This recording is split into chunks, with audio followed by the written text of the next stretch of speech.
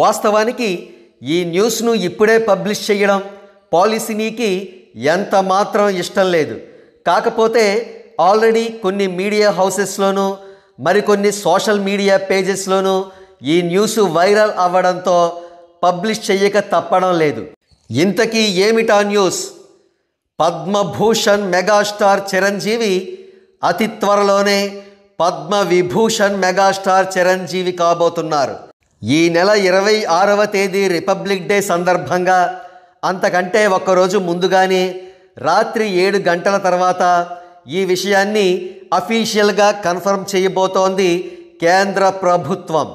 ఈ వార్త నిజమైతే గనక తెలుగువారికి అంతకంటే మహోన్నతమైన క్షణం మరొకటి ఉండదేమో.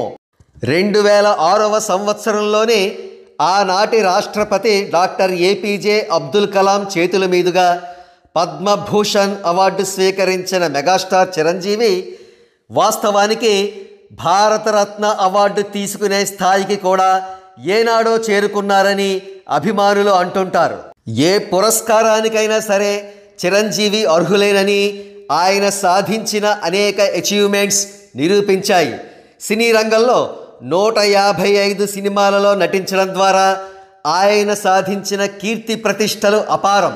ఇక సినీ రంగంలో తన అసమాన ప్రతిభతో శిఖరాగ్రస్థాయికి చేరుకున్నట్లే ఇటు సేవా రంగంలో కూడా తిరుగులేని స్థాయికి చేరుకున్నారు మెగాస్టార్.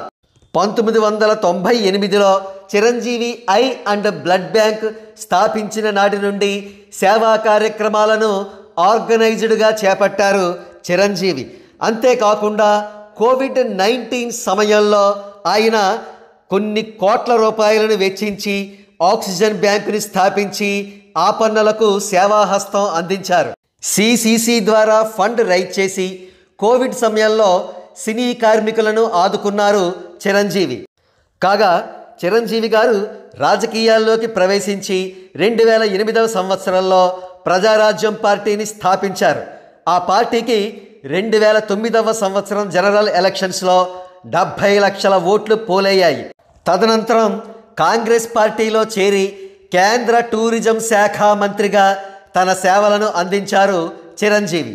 ఇక చిరంజీవి గారికి పద్మవిభూషణ్ అవార్డు వచ్చింది అనే అఫీషియల్ స్టేట్మెంట్ కోసం ఈ నెల 25 వరకు వేచి ఉందాం.